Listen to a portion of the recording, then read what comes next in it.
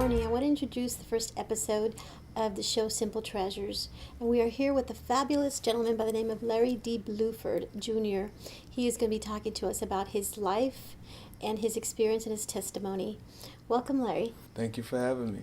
Can you tell us about the transition between young childhood and your teenage years? The transition came when I was in the fourth grade and my mother and father split. I didn't realize it at the time, but looking back in hindsight, I realized how that kind of derailed the current, what you would say, the path I was on. My mom, who was a homemaker at the time, she had to find a job. She had to go to school. So doing those things and trying to care for 5 children, it kind of left me by myself, and I led to the streets. What did you find on the streets, Larry? Well, I didn't know what I was looking for, but what I found was something, because I was never brought up in that environment. It was curiosity that had me to continue to dig for more. I think that's what takes a lot of youth into the streets. What was the most influential factor that you found in the street that attracted you even more, and what was the darkest thing that you found there? I think the thing that attracted me the most is when I seen a guy hand another guy a little rock, and in exchange for money. I was fascinated by that as a young child because, as I said, I grew up in a family of 5 children, and my mom didn't have much money. And so I was curious to, what did that guy give him to make him give him that money? Certainly. And so I asked him, what did you just do? And so, in hindsight, looking back, I'm wondering if he'd have told me to get out of there, how my life would have turned out. But instead, he said, "You want to know? Let me show you." And he showed me the game. And from there on, I began selling dope since I was 13 years old. I could only imagine how many hundreds and thousands of youth around the world have the same story, Larry. And what happened when your curiosity expanded in your youth? What happened with that lifestyle? Well, I got into it deeper. Started selling drugs, had my own money. That led to me starting to consume the use of marijuana. Alcohol came later, and then next the firearms. Certainly. And so I started to get involved with every element of the street gang. Being a leader by nature, I started to be very violent because I realized from my just from watching and observing that you gain more respect when you were violent. So at a very young age, I wanted to make a name for myself, and I wanted people to respect me. So I did the same things that I seen others do who were older than me to get in a position or level of respect that they had. Did your parents notice, and if so, did they have any control? They did notice. My mom didn't have much control because she's a single parent. I wasn't the only child, so she couldn't focus all her attention on me. My father wasn't very involved because he was going through his problems as well. And the way they found out about it most is because all the calls and the suspensions from school. Certainly. And that's how it really notified them that something was going on. You mentioned that you wanted to be the best at pretty much anything that you had your hands on, and that's really what I want the interview to really focus on. You have entered a different lifestyle now that we will get into, but before that, can you tell us how in your youth your life stopped, literally stopped? My life was stopped in my youth by the police, by getting the frequent arrests. I was kicked out of the Fairfield Sassoon Unified School District. I had been to literally every junior high school, fighting, being non-compliant, not listening to the teachers. So My mom, feeling like she couldn't handle me, she sent me to stay with my father in Vacaville. And I went to a continuation out here, and I was there for a short period until I got kicked out of there. And then I had borrowed or got credit from one of the a dope dealer in Vallejo, and I decided I wasn't going to pay him back, and so my mom got afraid, and she shipped me to New Orleans to stay with my aunt. I see. But there was something that happened in your youth that literally changed your life. Can you tell us about that? In my youth, Or your young adulthood? Okay. Well, at this point, I am, I've been in and out of the system as a juvenile. I turned 18, and at this point, I stopped doing so much of the stuff that got too much attention, like beating people up and stuff like that, because I felt I had done enough. I had enough. I had a big enough reputation to where I didn't have to do those things. Now, as an adult, my focus was more on money, and I realized that doing those other things caused it got in the way of my money. Certainly. And at this point, money ruled my life. Certainly. And so I had a really big crew, and and when I started doing when I was introduced to powder cocaine, the violence started coming back, and doing things that were just not very well for business. Certainly. And one night we was at a party, and I was the type of friend that if you had a problem with someone, you had a problem with me. Certainly. And we was at a house party one night, and I seen one of the young men that my friends had a problem with. His brother had just been killed in Sassoon, and so I attempted to rob the dice game that was going on. And instead of shooting the guy, because I was a guy that, I was old school, I would rather fight you Sure. than to shoot you. So I handed my gun off to one of my friends, and we fought the guy. Well, the guy ran, we chased him, and the guy handed the gun to wound up shooting him in the back. And he's a paraplegic to this day. Long story short is I found myself to be in the paper about 3 weeks after that, being labeled as Solano County's 10 most wanted for attempted murder and robbery. How did that make you feel? Actually, at the time in my life, I had been in the paper before. It would have been something I had been proud of, or perhaps even bragged about. But because I didn't shoot nobody, it made me fearful. Because I understood the police, and I understood that being labeled armed and dangerous, that perhaps being found, any sudden move I make, I could be shot and killed. What happened then? I hid out for 3 days, and my wife of about 2 years then said she heard about what happened, knew I didn't shoot the guy, and talked me into turning myself in after about 3 days. Then what happened? So I turned myself in, and I go to the police, and I'm thinking I'm just going to go down there and tell them, hey, I was at a house party, somebody started shooting. I ducked like everybody else did. I have no idea who shot who or what. But upon doing that, I found out that these guys I called my friend had in turn, we have a term called snitching. Well, they didn't even do that to me. They actually lied on me, told the police that I was the shooter and I was the one who actually shot the guy. Wow. Wow. What did that make you learn about the streets? Well, at the time, it really broke me down because I was the type of guy that I would have killed for any one of my friends. That's just the mindset, and that's just the type of guy I was. Sure. I felt I was loyal, and if someone did something to you, I would kill for you, literally. Sure. And so it just brought tears. It broke my heart, actually. Sure.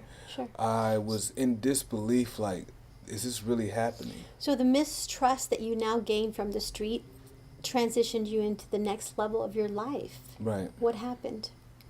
Well, it was a time that I believe my friends were the most important thing in my life. I remember one time even telling my wife that my friends been here before you and they're going to be here after you.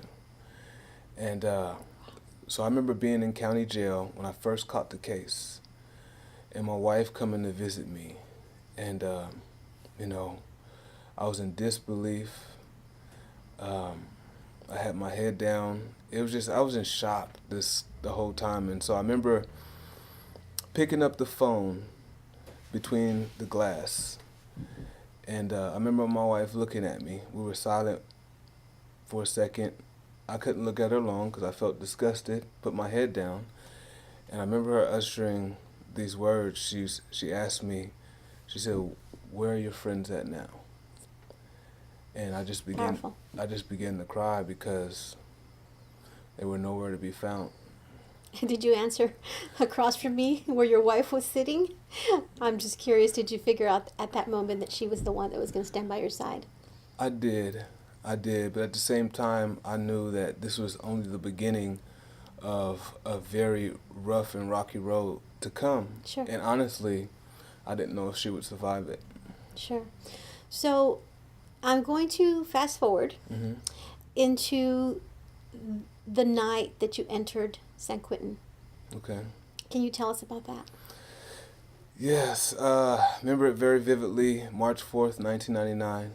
I remember entering, getting off the bus in shackles, green suit. And let us know, the conviction went through and they convicted you Yes. for, what was the conviction? Well, they wanted to give me 29 years as a deal. I fought my case for 2 years and 9 months. Okay, I honestly thought I was going to beat the case because I knew sure, if anybody knew I didn't shoot that guy, God did. sure. And so I believed that, it was a trial, he's going to bring me through, and I was going to be vindicated.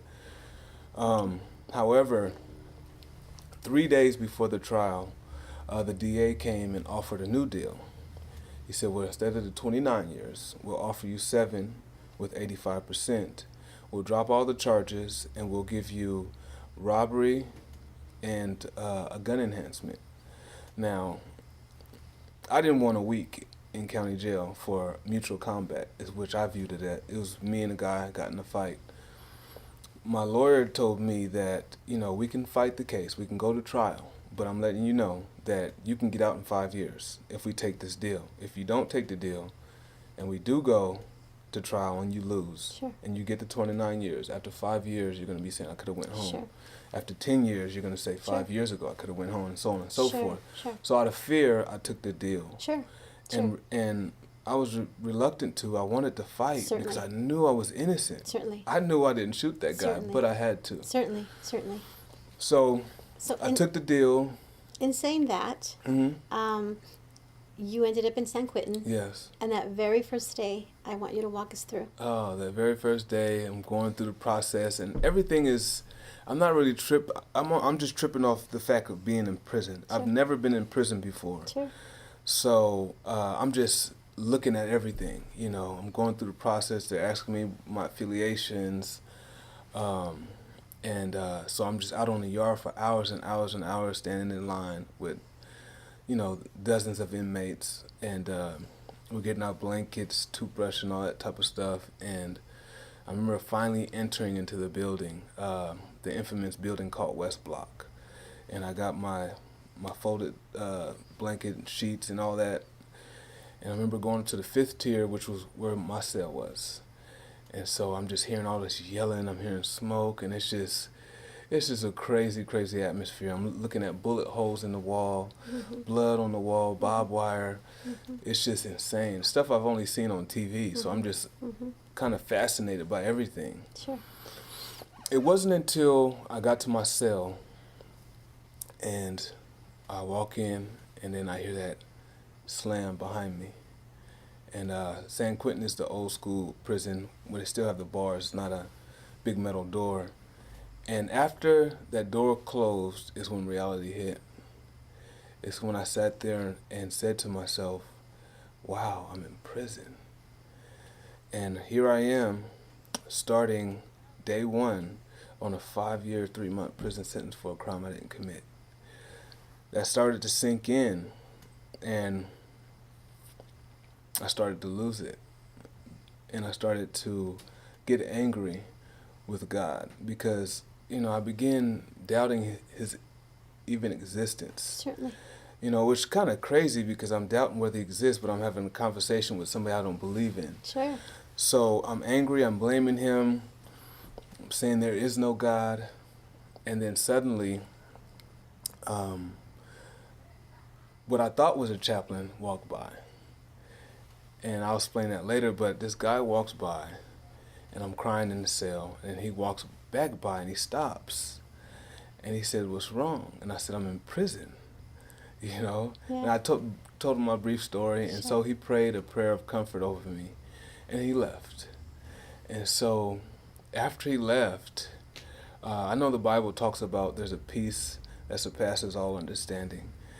And what happens next really doesn't make sense, but I just said, "God, I don't understand why I'm here. I don't know what you're doing. I don't know why you allowed this to happen to me, but I have nowhere else to turn. So I'm giving you my life." And now that I look back, I understand that I received salvation that day. Wow. Yeah. Alone in a prison cell. Yeah. Well, not really alone. Right. The Creator was there, but Right. you had to have supernatural faith to understand and know that. So, again, I'm going to fast forward. You were there how long? I was at San Quentin for 50 days. Okay. I left there, went to a prison down south called Chuckawalla, where I was there for about 7 months. And then I finished the remaining of my time, which was a little over 4 years at Old Folsom. So what happened when you left Folsom? Well, when I left, which was June 9th of 2004, which was my parole date, I remember being one of the happiest days of my life. I had waited for this day to come for 5 years. Sure. And finally it was happening. And, you know, I remember everybody telling me, "Oh, be careful, don't spit on the sidewalk," all that type of stuff. Sure. And I remember a CO telling me good luck. And I said, "You know what? I don't need luck. Yeah. I'm not coming back." Yeah. And he said, "Well, that's what they all say." Mm. And I said, "Oh, you know what? I will be back." Sure. I said, "But when I come back, I'm going to have a visitor's pass on." And they kind of laughed. That's right. And so, you know, that was cool. But I remember going out into the parking lot and seeing my wife there, who stayed with me the whole 5 years. And I was just like, it felt like my birthday. Sure. Sure. And I came home, and it was just like everything was just fast. Yeah. You know, Yeah. not being around cars for 5 years, everything was just so fast. And I remember getting home, and school was just getting out, and I'm seeing little kids walking around with cell phones. It just seemed like I was gone for 20 years. Sure. It was just so weird. But I was a little uncomfortable. Sure. Because I felt nervous, like, you Sure. know, anything I could do could send me back. Larry, did you have a change of heart when you left Folsom, or were you still committed to that promise you made that night in the cell? I was still committed to that. The only thing that changed was upon early in my time, I held a great resentment toward the guys who were responsible for me putting me there. Sure. Toward the middle of my sentence, it tended to, I tended to give it to God. You know how they say, we got to forgive. Mm-hmm. So toward the middle of my sentence, I said, you know what, I forgive him. Mm-hmm. Mm-hmm. Well, as I started getting closer to my sentence, the realization of me coming back home and the possibility of me seeing them, it kind of brought to life that resentment again, and Sure. I felt it in my flesh. Sure. And so upon when I was home, people were seeing me, and so there's lots of rumors going around. Larry's looking for you again. He's looking for you. He's home. You better watch out. So he's hearing these too, and it came to a point to where it almost felt like, because of the lifestyle I was used to living, to where Sure. if someone does something to you, you retaliate. Sure. That's how I was brought up in the streets. And so now this feeling is of pride, because that's exactly what it was, of pride, feeling that I had to uphold that name of my former self, or I was less than the man that I claimed to be. And so that moment that I feared happening, is running into him. And I ran into him. And when I did, both of us just sat there in shock, like, what do I do? My heart was racing, like beating real fast, butterflies in my stomach. My adrenaline was pumping. Sure. And if he would have ran, I'd probably ran after him. But he did something I didn't expect, and he said, man, I'm sorry. He said, I was young. I'm so sorry for what I did to you. So immediately, that anger, that resentment, any kind of feelings of emotions or any ill will toward him immediately went away. And from that moment, we shook hands and parted ways. But the amazing thing about that is that after that, after we met that day, even prior to that, I didn't know this, but the guy was actually watching my life. I have a Facebook page, and I kind of use it as my ministry. And so he had been watching my life, watching the things I was doing, kind of like just trying to see if I really changed. Sure. And so one day he contacted me on Facebook. He sent me a Facebook message, and he said, man, I've been watching your life basically on Facebook. And he said, whatever you have, first of all, he said, thank you for forgiving me. But whatever you have, I want it. And so I was like, wow. I said, man, I just gave my life to God, man. He said, well, I want me and my fiance have accepted Jesus as our Lord and Savior. And I want to know if you can help me get baptized. So I was like, oh, sure, you know. Sure.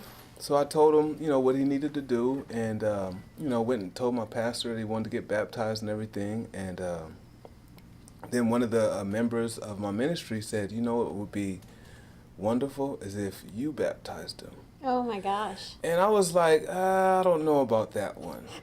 So we had a date set in October of 2011, and the date was approaching, and I was very nervous of asking him to baptize him because I didn't want to scare him away. I didn't want to ruin it, Sure, you know. sure. And so I wound up asking him, and I called him, and I said, hey, we still on? I think it was the Friday before the Sunday, and he said, yeah, we're still on. And so I still got scared to ask him. I said, okay, I just was checking. I'll see you Sunday. And then right before we hung up the phone, I said, hey, let me ask you something real quick. How would you feel if I baptized you? And without hesitation, he said, let's do it. So I'm shocked. Can you look into the camera, and if there's any youth maybe watching this show, talk to them about that moment that you said that you felt curious about the exchange of drugs and money versus this moment that you figured out that the streets were not your friends and that forgiveness and really submitting yourself to a godly life, an honest life, is a better way. Would you do that first, Larry? Yes. Let's do that, camera. Okay. Yes, for me, I was what you would say was a youth that was caught basically under a mistaken identity. The things that I thought that validated me as a man, that validated my importance and contribution to the society, was actually in the things that I was taught and misguided into. I had to find out the hard way that true love, that a real man is a man that loves Christ. And as a young boy, I was always taught, maybe not through words, but through the actions of others, that loving God or loving Jesus or being a Christian was for wimps. But I found out it was just very the opposite, is that it took a true man to stand up for what he believed in, no matter what anybody else thought. And so it became fulfilling for me to be able to stand up for what I believed in and to show others that it takes a real man to stand for that and to be a real man of God. Thank you, Larry. I appreciate that because I think there's a lot of youth out there that are still struggling with those questions. And yesterday was a really significant day in your new life. Can you tell us about that? Yes, yesterday the Red Cross invited us to what they call a hero's breakfast. And we were invited because of the work that the organization Operation Thugs does, organization that was given to me in a vision while I was doing my time in prison. We do various type of work all over the city of Fairfield, Vacaville, and Sassoon, which is helping troubled youth. We do counseling in county jail.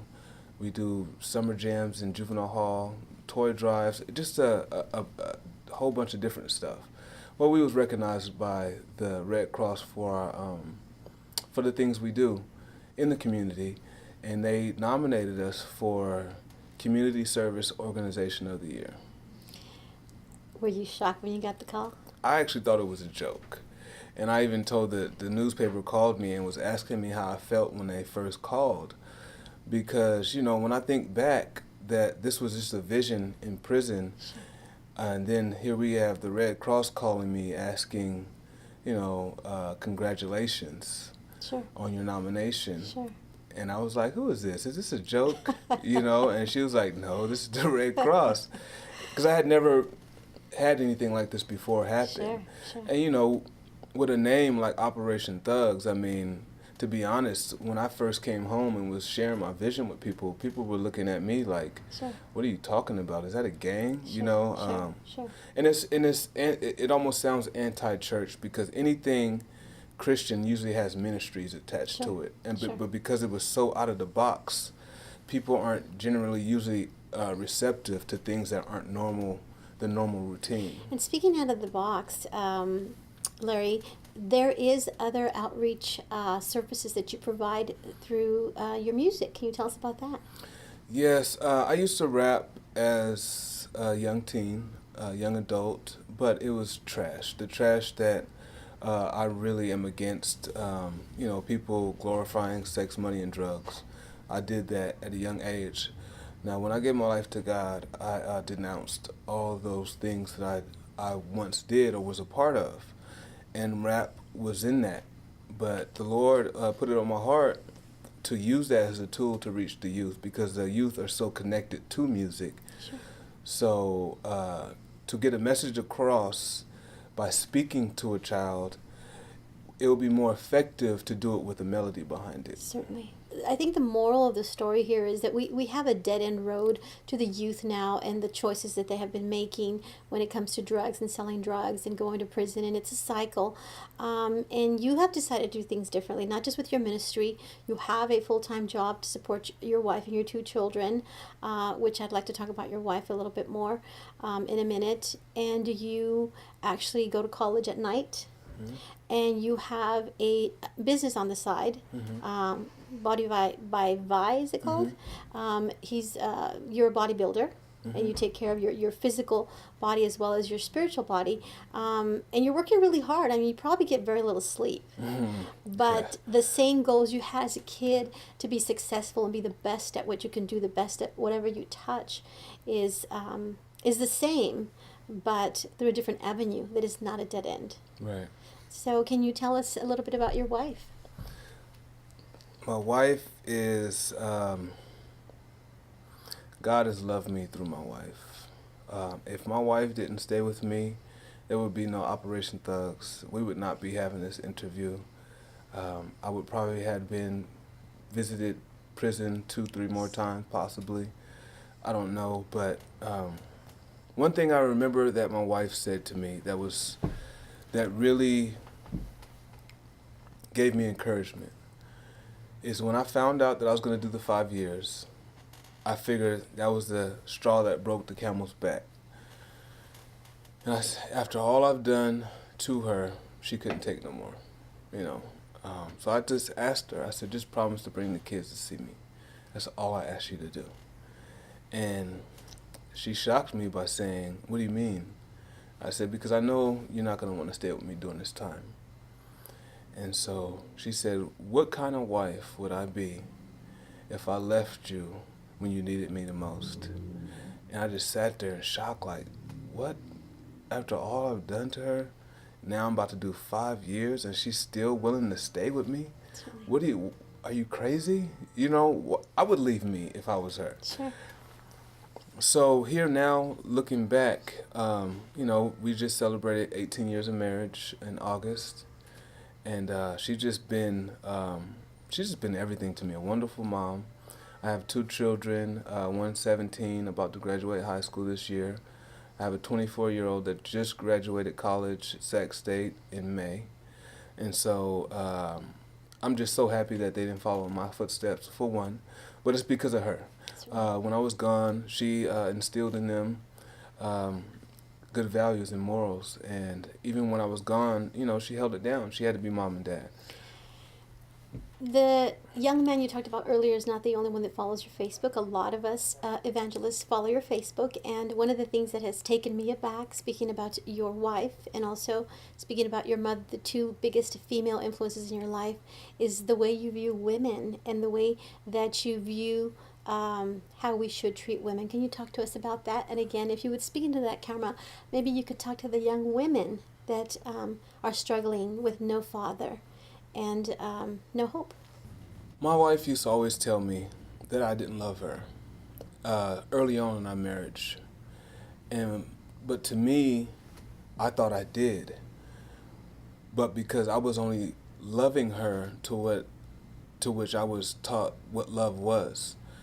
And the analogy I give to that is almost saying is because you don't understand Chinese that it's not a language.